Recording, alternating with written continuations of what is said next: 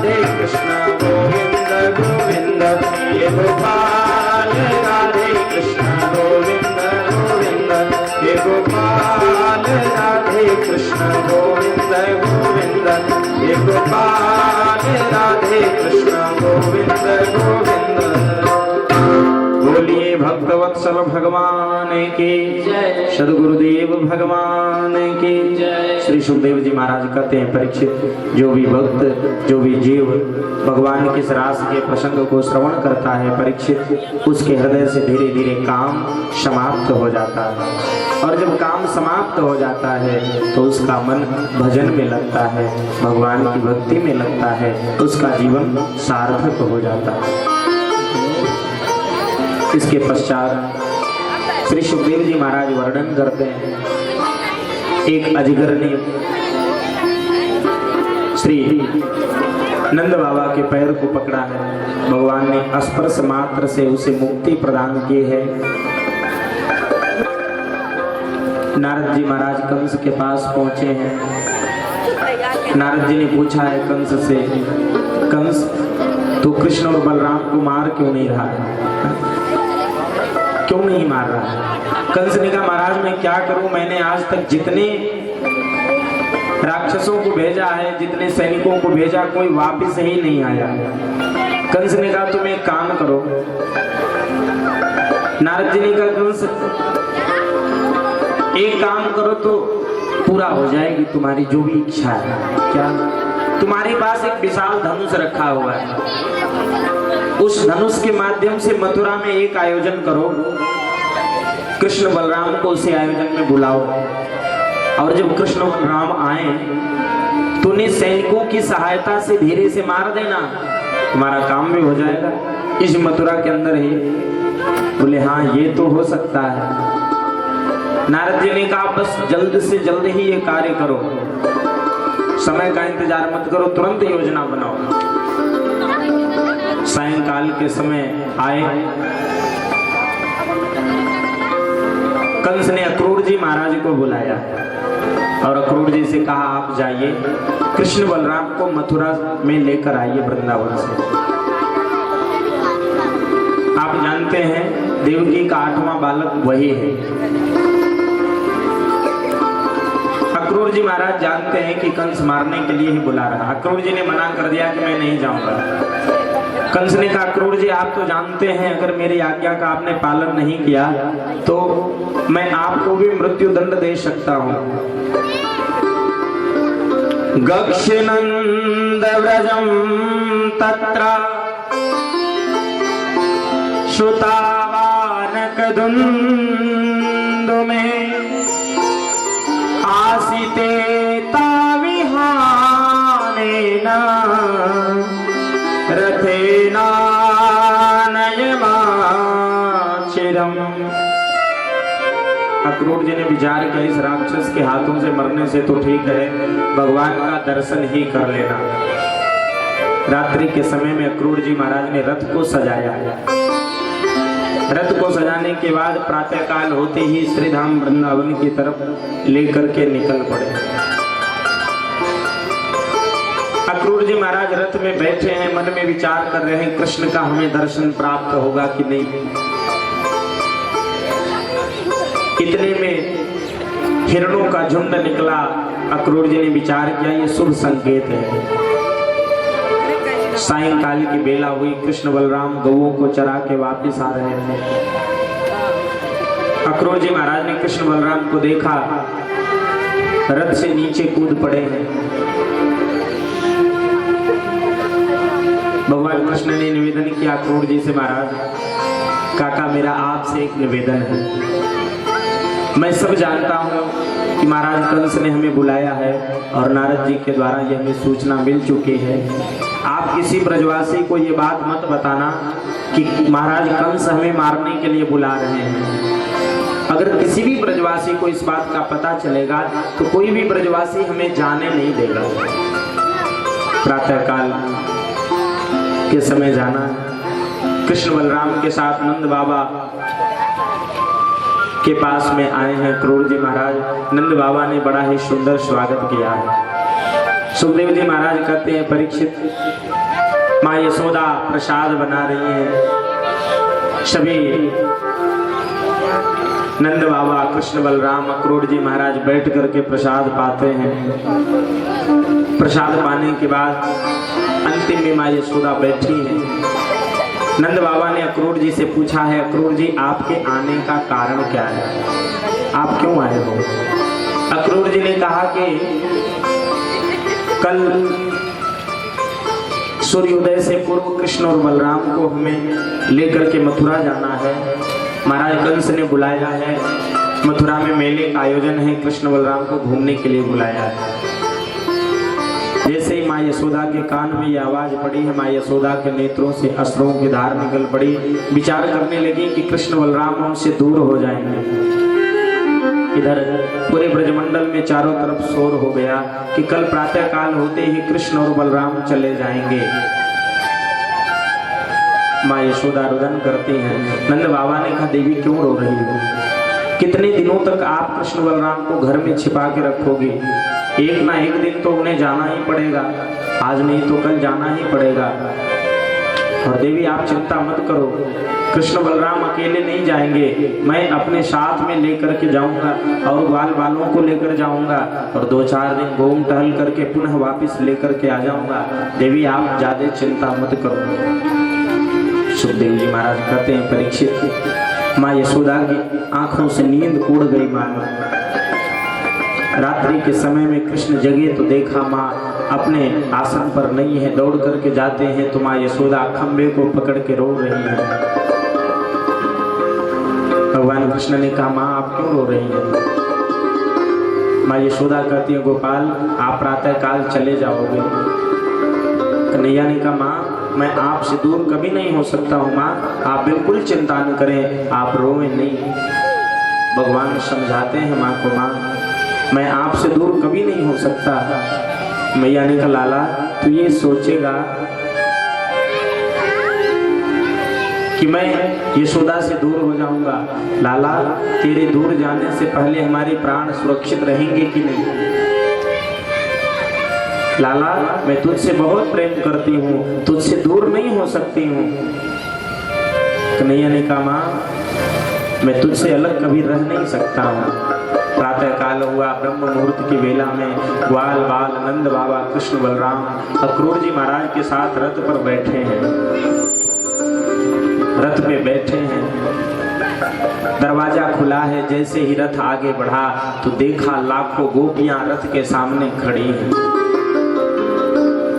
आज गोपियां कृष्ण की तरफ देख करके इशारा करती हैं, विधाता से निवेदन करती है, विधाता अहो विधाता न क्वचित् दया संयोज्य कर्णा प्रणयेन देहिनः तांसा कृतार्थान् वियुनङ्क्ष पार्थकम्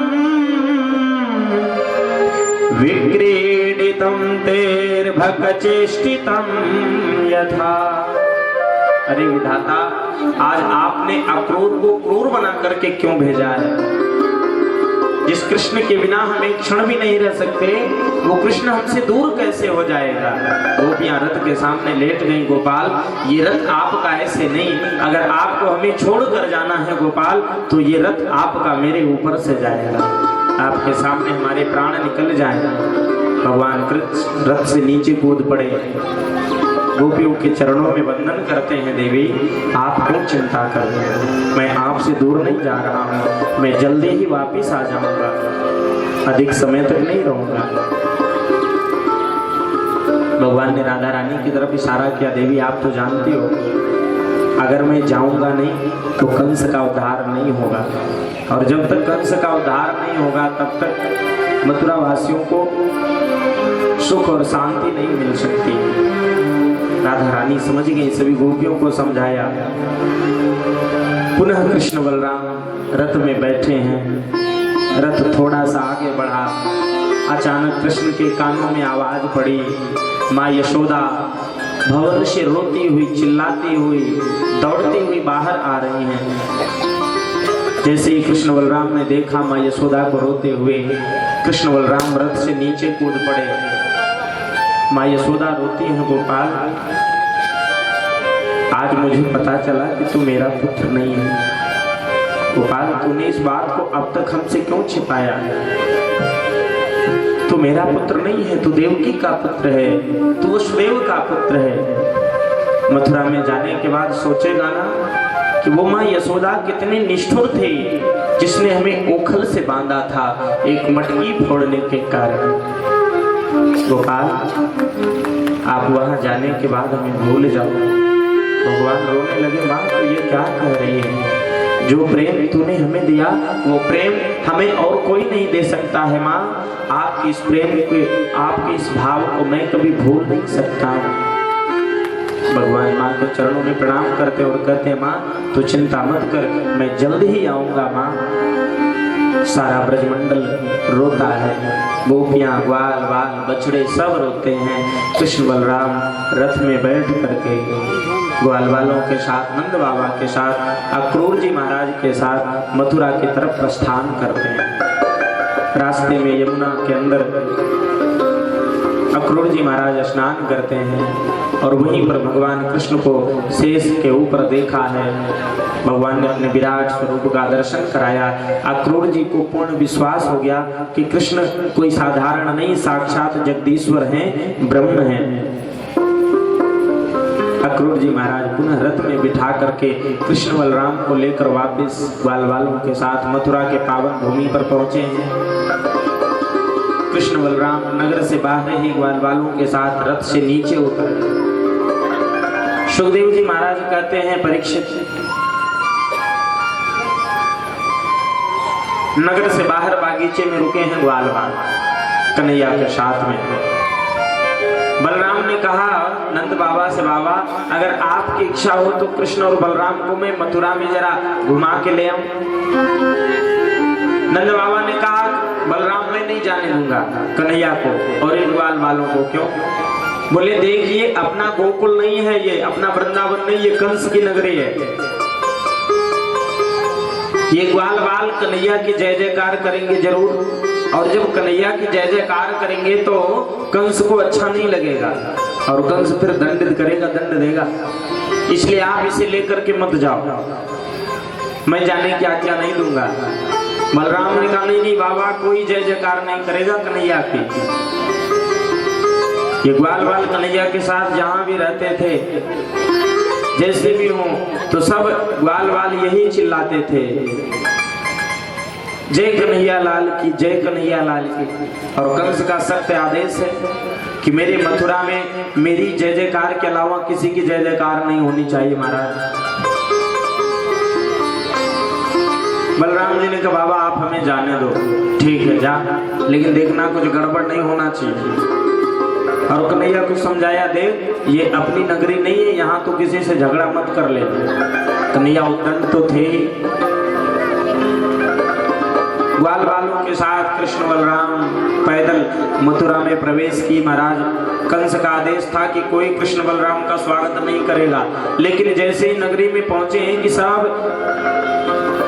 मथुरावासी कृष्ण और बलराम के ऊपर पुष्प की वर्षा करते हैं, ग्वाल बालों के ऊपर पुष्प की वर्षा करते हैं। बड़े प्रसन्न हुए ग्वाल बाल, वाह कितना स्वागत हो रहा है। ग्वाल बालों ने कहा, लाला एक बात बता, जब मथुरा की गलियों में इतना सुंदर स्वागत हो रहा है, जब महाराज कंस के पास पहुंचेंगे मामा जी के दरबार में तो कितना स्वागत होगा।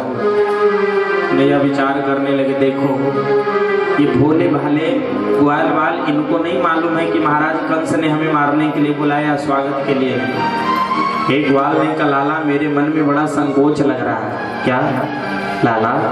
ये मथुरावासी इतने सुंदर सुंदर वस्त्र पहने और अपने पास तो वस्त्र भी नहीं है।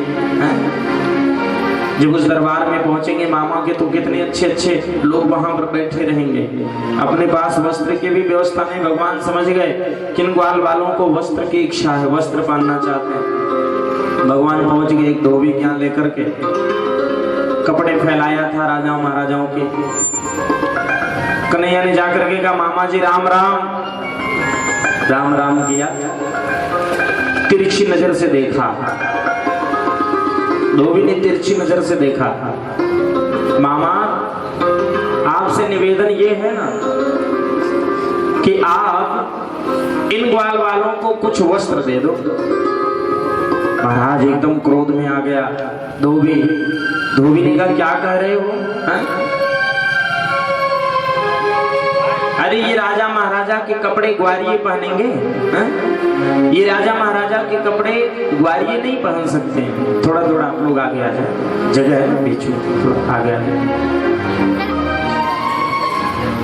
अरे ये राजा महाराजा के कपड़े राजा महाराजा ही पहन सकते हैं, ये ग्वारिये नहीं पहन सकते।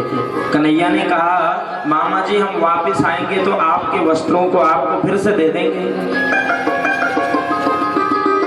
धोबी ने खूब खरी खोटी सुनाना प्रारंभ कर दिया। कन्हैया कुछ नहीं बोले लाला एक काम करो, जो वस्त्र अच्छे लगे उन्हीं वस्त्रों को उठा करके पहन लो। अब छोटे छोटे सखा जो वस्त्र अच्छे लगे वो वस्त्र पहन लिया। ग्वाल बाल कन्हैया के साथ चल पड़े। महाराज जैसे ही आगे बढ़े कि पीछे से धोबी हाथ में डंडा लेकर के आ रहा मारने के लिए। एक छोटा सा सखा कन्हैया की उंगली को पकड़ के चल रहा था। उसने देखा, अरे लाला ये धोबी तो मारने के लिए आ रहा, जो हाथ तेने पूतना को मारी थी वही हाथ से आज तू इसे मार। कन्हैया ने एक हाथ घुमा के मारा तो धोबी धड़ पृथ्वी पर गिर पड़ा। भगवान ने उसे मोक्ष की गति प्रदान कर दी। ग्वाल बाल वस्त्रों को पहन लिए आगे बढ़े। अब छोटे छोटे सखा वस्त्र तो बड़े बड़े थे, अब चल रहे हैं सब, तो लग रहा है कि सफाई हो रही है। वस्त्र जमीन पे पड़ा है, चल रहे हैं। लाला ये वस्त्र तो बहुत बड़े बड़े हैं, अपने तो पास। कन्हैया ने कहा एक काम करो, अपने अपने हाथ ऊपर कर लो। सब ग्वाल बाल हाथ ऊपर करके चल रहे हैं तो दूर से लग रहा कि सारे के सारे हैंगर में टंगे, इतने बड़े बड़े कपड़े। तो भगवान एक पहुंच गए दर्जी के यहाँ लेकर के। भगवान का बड़ा भक्त था। ततस्तु वायकः स्प्रीतः तयोर्वा मान्यकल्पयत्। दर्जी भगवान का बहुत ही भक्त था और इंतजार करता था। आज भगवान उसके यहाँ लेकर पहुंचे। दर्जी ने सभी ब्रजवासियों के कपड़े को खूब बढ़िया फिट कर दिया, वस्त्र अच्छे हो गए। ग्वाल वालों ने कहा, लाला अगर गले में एक एक माला पड़ जाए तो और अच्छा रहेगा। सो एक माली था भगवान का परम भक्त। भगवान उसके यहाँ लेकर के पहुंचे। उस माली ने सब ग्वाल बालों को अच्छी अच्छी माला पहनाई, कन्हैया को माला पहनाई। वस्त्र और माला की व्यवस्था बड़ी अच्छी हो गई। ग्वाल बाल आगे बढ़े, बोले लाला सब तो बढ़िया है, केवल मस्तक पर अगर तिलक लग जाए तो और आनंद आ जाएगा। ब्रजवासियों को चंदन भी बहुत प्रिय है। आप वृंदावन में देखेंगे कोई कोई ब्रजवासी पूरे मुंह भर चंदन पोत लेते हैं। ब्रजवासियों को चंदन से बहुत प्रेम है। महाराज कृष्ण बलराम ग्वाल बाल सब जा रहे थे। कन्हैया ने देखा एक 3 जगह से टेढ़ी देवी आ रही थी, मुख को छिपा करके रखी थी, हाथ में चंदन का कटोरा था। भगवान ने पूछा, सुंदरी का तुम बरेर्वते दुहानुलेपम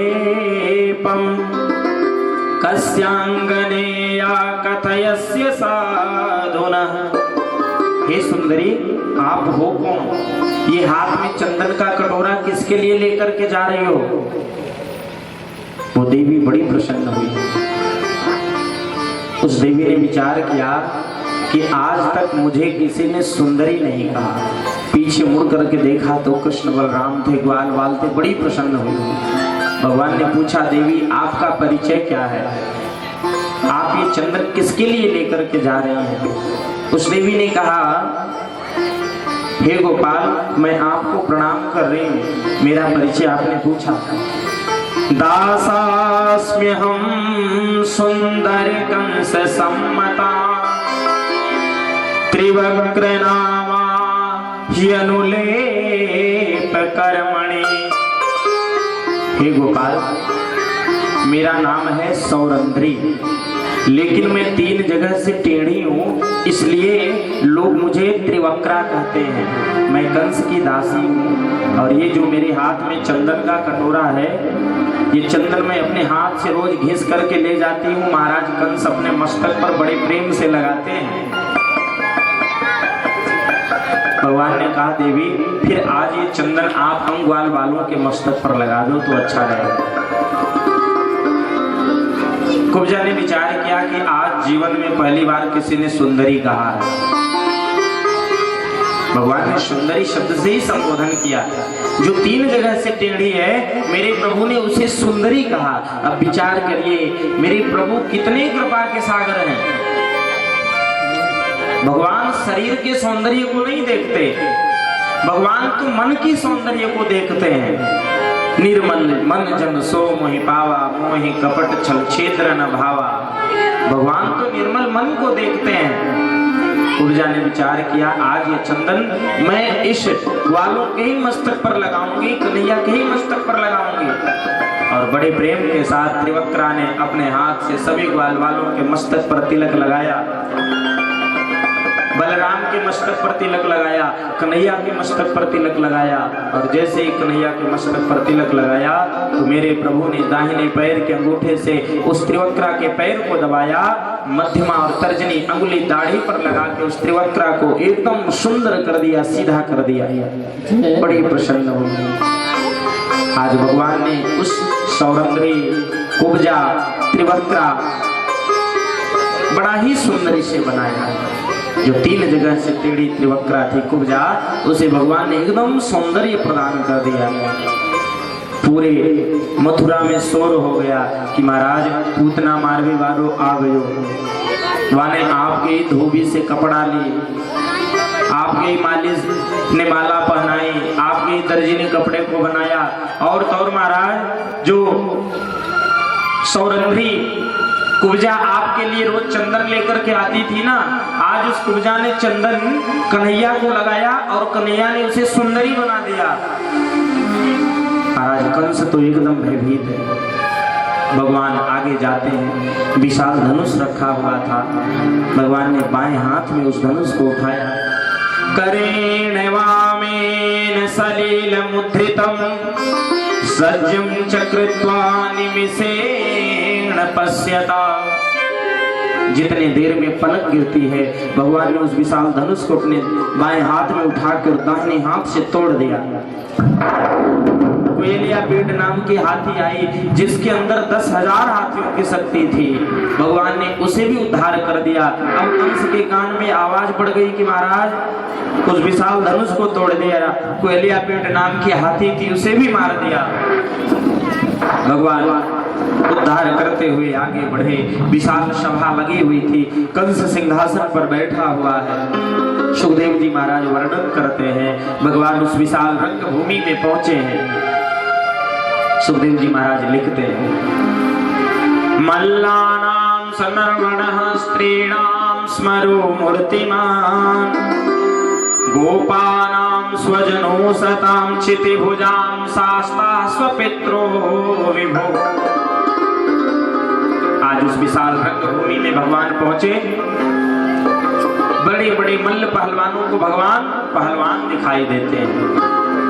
गोप ग्वालों को भगवान उनके सखा के रूप में दिखाई देते हैं। सज्जनों को भगवान ब्रह्म के रूप में दिखाई देते हैं।